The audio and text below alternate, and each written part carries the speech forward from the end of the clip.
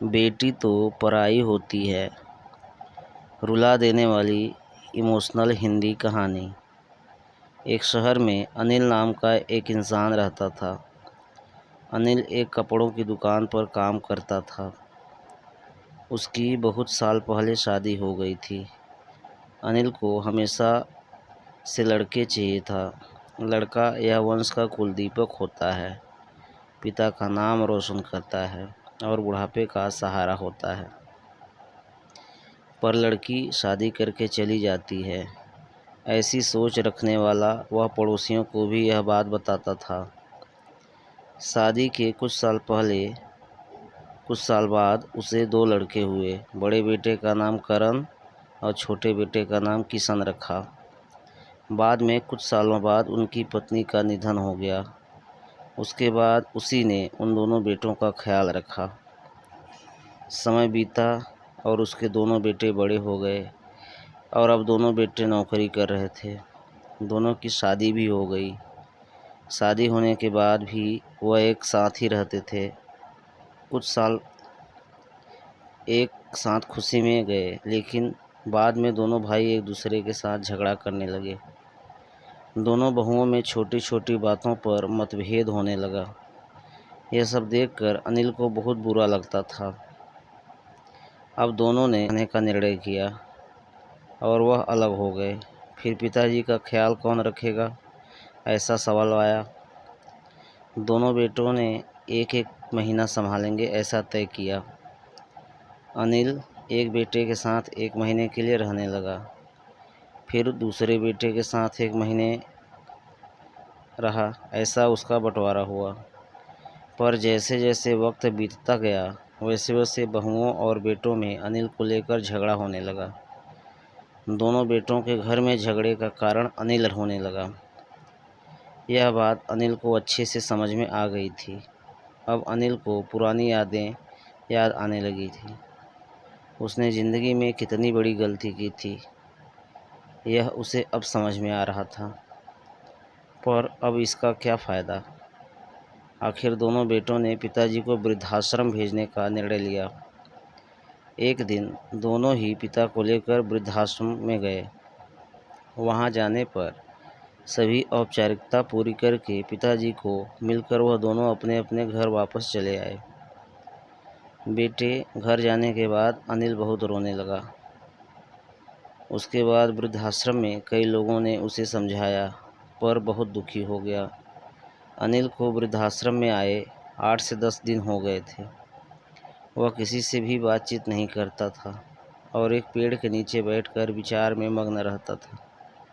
वहाँ के लोग उससे पूछते थे, पर उसने किसी को कुछ भी नहीं बताया। कुछ दिनों में वह एक व्यक्ति से थोड़ा बहुत बोलने लगा। बाद में दोनों की अच्छी दोस्ती हो गई। एक दिन वह दोनों बैठे थे। वह व्यक्ति अनिल को अपनी कहानी बताने लगा। वह बोला कि मुझे एक ही बेटा है। वह मेरे साथ छोटी छोटी बातों पर झगड़ा करता था। इस बात को देखकर मैं बहुत ऊब गया था।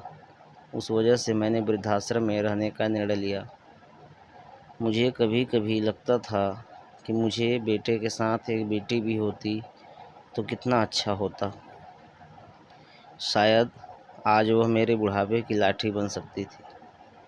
उसका बोलना सुनकर अनिल और ज़्यादा दुखी हो गया और वह बहुत गहरे विचारों में खो गया।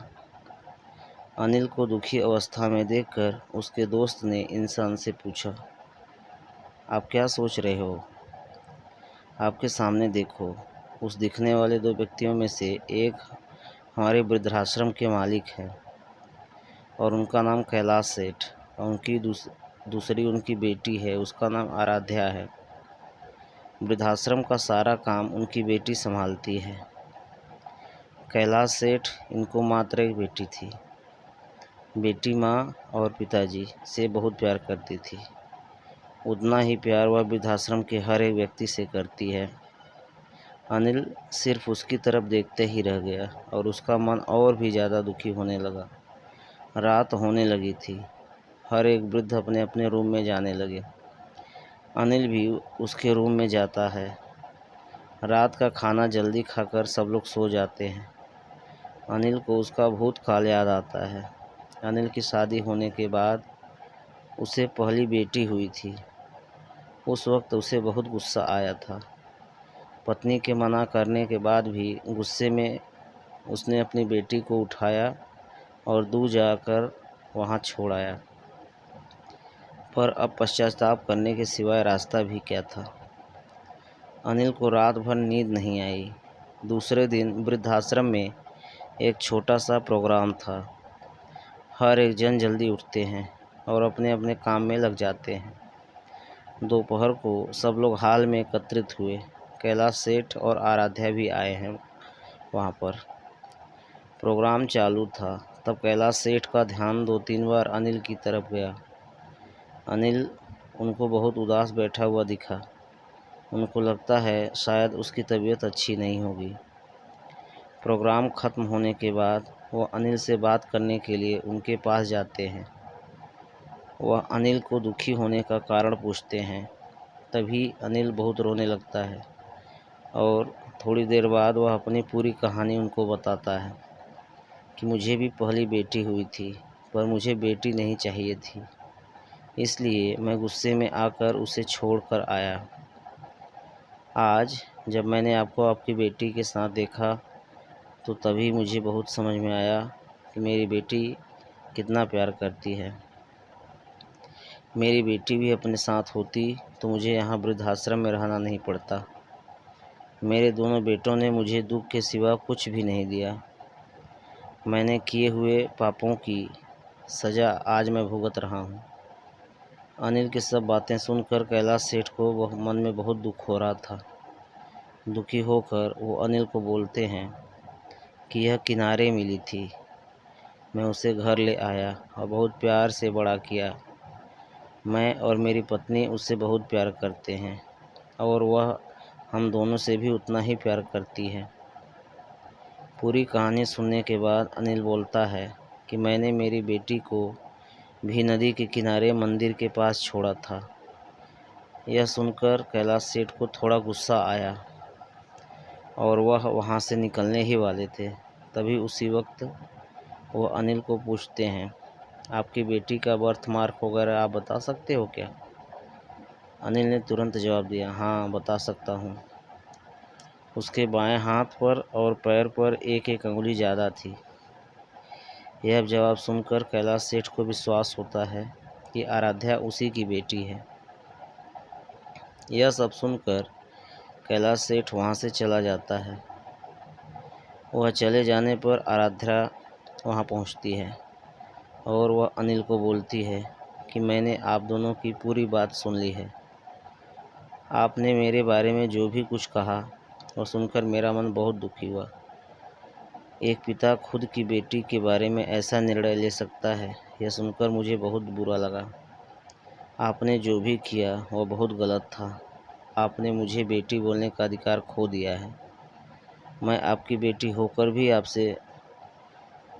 आप मुझे रास्ते पर छोड़कर चले गए थे और मैं उनकी बेटी ना होते हुए भी उन्होंने मुझ पर जान निछावर कर दिया, इसलिए वही मेरे सच्चे पिता हैं।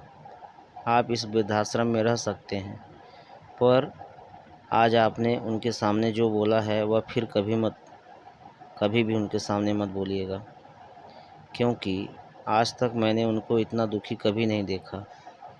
इतना बोलकर आराध्या वहाँ से चली गई। अनिल सिर्फ आंखों में आंसू लेकर उसकी तरफ देखता रह गया और अपने नसीब को दोष देता रहा। दूसरे दिन सुबह किसी को बिना बताए अनिल वृद्धाश्रम छोड़कर चला गया। दोस्तों, यह कहानी आपको कैसी लगी कृपया कमेंट करके हमें अवश्य बताएं और चैनल पर नए हों तो चैनल को प्लीज़ लाइक, सब्सक्राइब और शेयर अवश्य करें। धन्यवाद।